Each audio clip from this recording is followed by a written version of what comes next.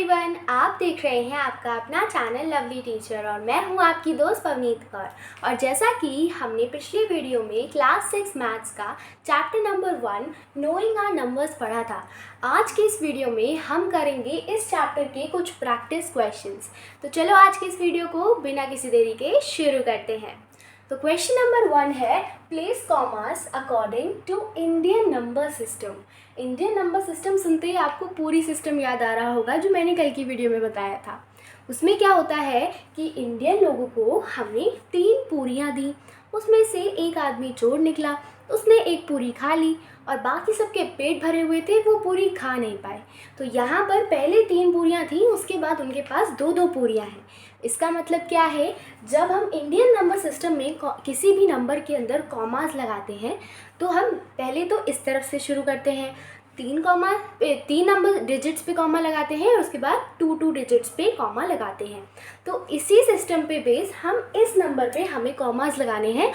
और मेरी तरफ से क्वेश्चन ऐड कर लो जो कि है इस नंबर को वर्ड्स में लिखना है। तो सबसे पहले हम कॉमास लगाते हैं, पहले 3 पे लगाएंगे, फिर 2 डिजिट्स पर हम कॉमास लगा देंगे। तो क्वेश्चन तो कंप्लीट हो गया है, लेकिन हम मेरा वाला क्वेश्चन करते हैं जो कि है वर्ड्स में नंबर क्या होगा। वर्ड्स में ये नंबर होगा 18,08,08,800। क्या होगा? 18,08,08,800। अब हम देखते हैं क्वेश्चन नंबर 2 जो कि है place commas according to international number system. अब इंटरनेशनल में मैंने आपको कैसे याद रखना बताया था कि हमने कुछ फॉरेन लोगों को, जो इंटरनेशनल के लोग हैं, हमने उन्हें 3 पूरियाँ दी, उनमें से किसी को भी पूरी पसंद नहीं थी, तो वो 3 की 3 ही अभी भी उनके पास हैं। इसका मतलब इसमें हम हमेशा जब भी कॉमास लगाते हैं 3 डिजिट्स के बाद ही लगाते हैं। तो यहाँ पर हम उसी तरीके से कॉमास को लगा देंगे। अब मैं आपसे एक क्वेश्चन पूछूं जो कि है इस नंबर को हम वर्ड्स में कैसे बोलेंगे। तो वो क्या होगा? 68,45,765। क्या होगा? 68,45,765। अब हम देखेंगे क्वेश्चन नंबर 3। ये थोड़ा सा ट्रिकी है, तो इसे ध्यान से सुनना। यहाँ पर है, right smallest 3 digit number with unique digits. Unique का मतलब होता है, यूनिक डिजिट्स का मतलब होता है अलग अलग डिजिट्स, यानी कि हम कोई भी डिजिट को रिपीट नहीं कर सकते हैं। तो हमसे पूछा गया है स्मॉलेस्ट 3 डिजिट नंबर जिसके अंदर सारी डिजिट्स यूनिक हो। स्मॉलेस्ट 3 डिजिट नंबर तो होता है 100, लेकिन इसकी सारी डिजिट्स यूनिक नहीं है क्योंकि यहाँ पर 0 रिपीट हो रहा है। तो हम इससे थोड़ा सा बड़ा नंबर लेंगे, यानी कि इस वाली 3rd डिजिट को हमें चेंज करना पड़ेगा। 0 हम लिख नहीं सकते, 1 भी यहाँ पर आ रहा है, तो हम क्या लिखेंगे? हम लिखेंगे 102। तो यही होगा वो स्मॉलेस्ट 3 डिजिट नंबर जिसके अंदर सारी डिजिट्स यूनिक है। अब आप कहोगे ऐसे तो हम यहाँ पर 120 भी लिख सकते थे, इसमें भी तो सारे डिजिट्स यूनिक हैं। तो आपको क्वेश्चन को ध्यान से देखना है। यहाँ पर है स्मॉलेस्ट 120 102 से बड़ा है, लेकिन हमें तो सबसे छोटा बताना है, तो ये हो जाएगा इसका आंसर 102। अब क्वेश्चन नंबर 4 है, to stitch a uniform skirt 2 metre 10 centimetre cloth is needed out of 35 metre 35 centimetre. Question कह रहा है कि एक यूनिफॉर्म वाली स्कर्ट को सिलने के लिए इतना कपड़ा, यानी कि 2 मीटर 10 सेंटीमीटर क्लॉथ की ज़रूरत पड़ती है और टोटल क्लॉथ कितना अवेलेबल है? 35 मीटर 35 सेंटीमीटर। उसमें से इतने से एक स्कर्ट बनती है। How many skirts can be stitched and how much cloth will remain. हमसे पूछा है अगर इतना क्लॉथ टोटल अवेलेबल है और इतना एक स्कर्ट को बनाने के लिए लगता है, तो हम कितनी स्कर्ट्स को बना सकते हैं, यानी कि स्टिच कर सकते हैं, और कितना कपड़ा बच जाएगा। ये बहुत सिंपल क्वेश्चन है। सबसे पहले देखो, हमें पता है क्लॉथ रिक्वायर्ड फॉर 1 स्कर्ट क्या है? 2 मीटर 10 सेंटीमीटर, लेकिन यहाँ पर मीटर सेंटीमीटर दोनों ना आए ना तो अच्छा रहेगा। तो हमें इसे किस में कन्वर्ट करना पड़ेगा? सेंटीमीटर में। 2 मीटर सेंटीमीटर में कितना हो जाएगा? 200 सेंटीमीटर। और फिर 10 सेंटीमीटर ऐड कर देंगे तो यहाँ पर आ जाएगा 210 सेंटीमीटर। 2 मीटर 10 सेंटीमीटर हो जाएगा 210 सेंटीमीटर। इसके बाद टोटल क्लॉथ अवेलेबल कितना है हमारे पास, 35 मीटर, 35 सेंटीमीटर। इसे भी हमें सेंटीमीटर में कन्वर्ट करना पड़ेगा। हमें पता है 1 मीटर में 100 सेंटीमीटर होता है, तो 35 मीटर 3500 सेंटीमीटर हो जाएगा। इसमें ऐड कर देंगे हम 35 सेंटीमीटर, तो ये हो जाएगा 3535 सेंटीमीटर। अब हमें पता करना है कि हम इतने कपड़े से अगर एक स्कर्ट को बनाने में इतना लगता है तो हम कितनी स्कर्ट्स बना सकते हैं। ऐसे केस में हमें क्या करना पड़ेगा, डिवीजन। तो हम यहाँ पर डिवीजन करेंगे, इसको 210 से हमें मल्टीप्लाई करना पड़ेगा। तो हम पहले वंजा करेंगे 210, इसे सब्ट्रैक्ट करेंगे तो हमें मिलेगा 143। इसके बाद यहाँ पर हमारे पास 5 आ जाएगा। अब अगर हम इसके को मल्टीप्लाई करें 6 से, अगर हम इसको 6 से मल्टीप्लाई करें तो हमें मिलता है 1260। इसे सब्ट्रैक्ट करेंगे तो हमें क्या मिलेगा यहाँ पर 175। तो इसका मतलब ये है कि जब हम यहाँ पर 16 स्कर्ट्स बना सकते हैं, क्योंकि इससे ज़्यादा हम इसे डिवाइड नहीं कर सकते, क्योंकि ये नंबर जो है ये इस नंबर से छोटा है, तो ये यहाँ पर हमारा रिमाइंडर आ गया है। तो इसका मतलब ये है कि हम इतने कपड़े से 16 स्कर्ट्स को सिल सकते हैं।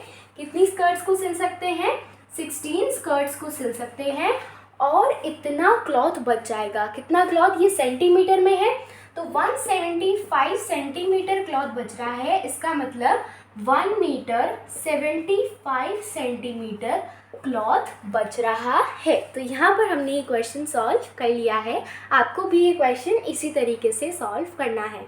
अब क्वेश्चन नंबर 5 है, a man had ₹5,56,38,579.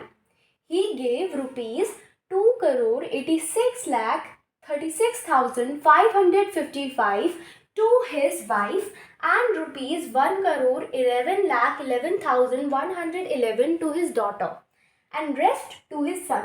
How much money is received by son? मानना पड़ेगा भाई, ये अमीर तो बहुत है। तो इसके पास यहाँ पर 5,56,38,579 रुपीज़ थे।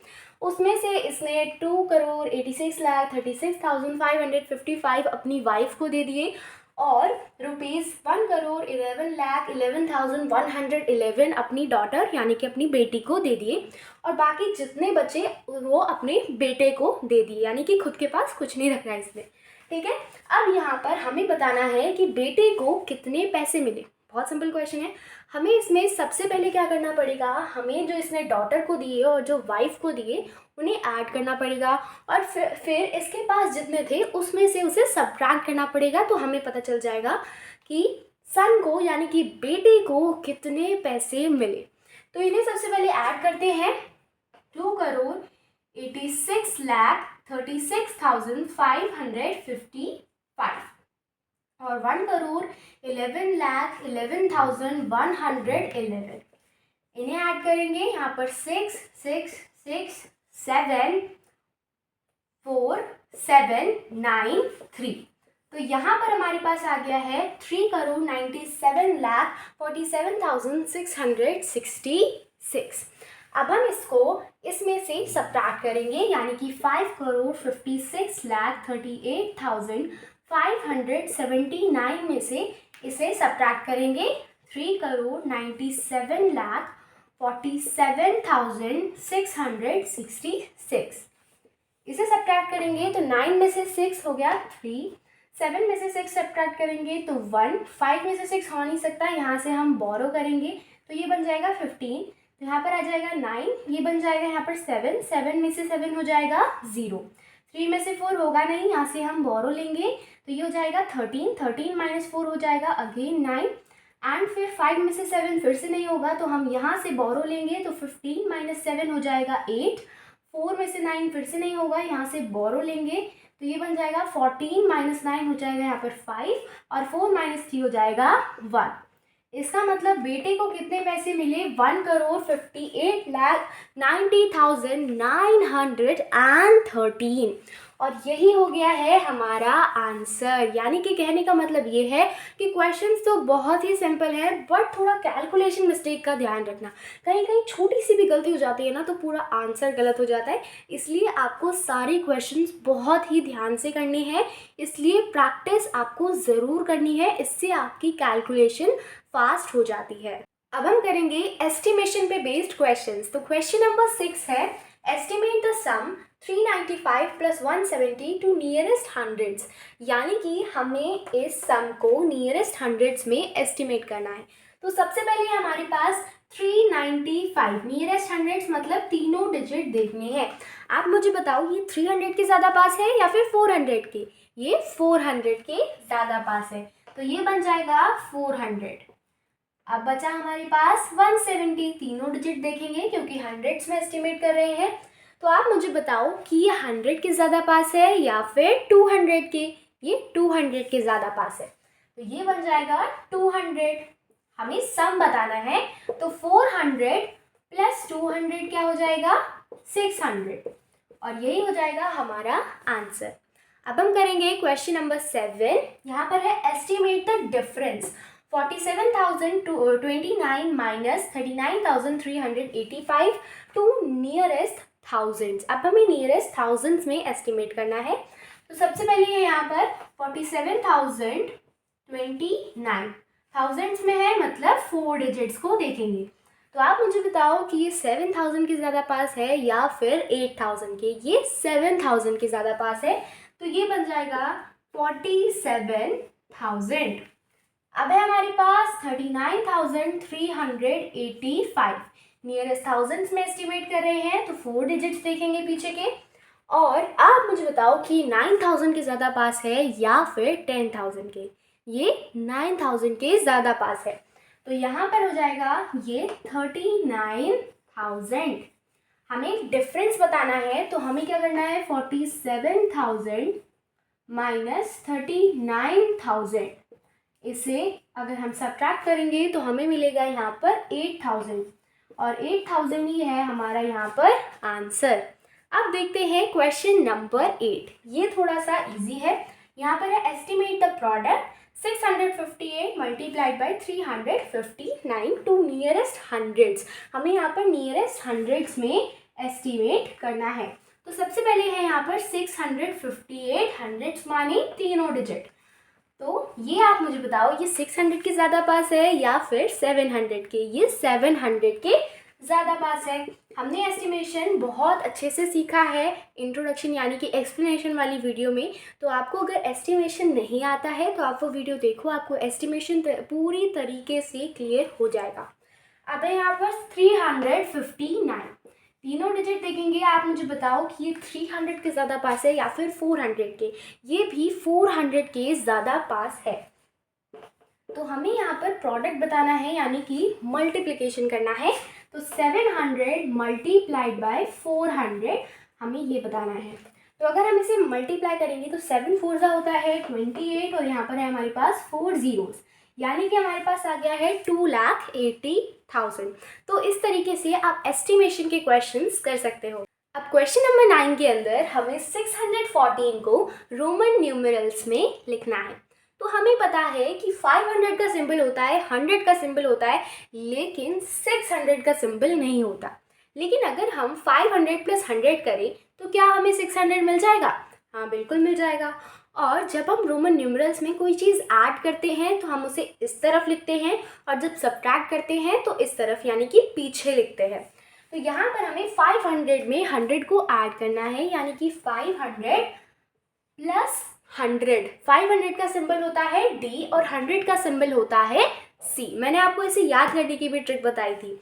तो यहाँ पर C हम आगे लिखेंगे क्योंकि हम ऐड कर रहे हैं। तो ये बन गया हमारा 600। अब हमें चाहिए 10। 10 का सिंबल होता है X, तो हम यहाँ पर लिख देंगे X। अब आता है 4। 4 कैसे लिखते हैं? 4 का कोई पर्टिकुलर सिंबल नहीं होता है, तो हम 5 का सिंबल होता है तो उसमें से 1 सब्ट्रैक्ट कर देते हैं।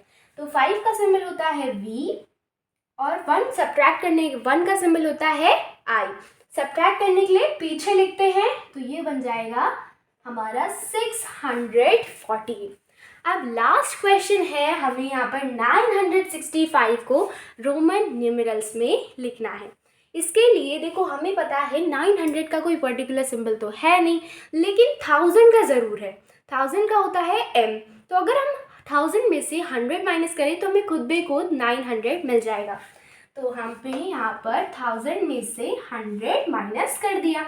अब हमें लिखना है 60। 60 का भी कोई सिंबल नहीं होता, लेकिन 50 का होता है, और 50 + 10 क्या बन जाएगा? 60। 50 मतलब L, और यहाँ पर 10 ऐड करना है तो x हो जाएगा। अब हमें लिखना है यहाँ पर 5। 5 का सिंबल होता है V, तो हम यहाँ पर लिख देंगे V, और ये हमारा बन गया है 965।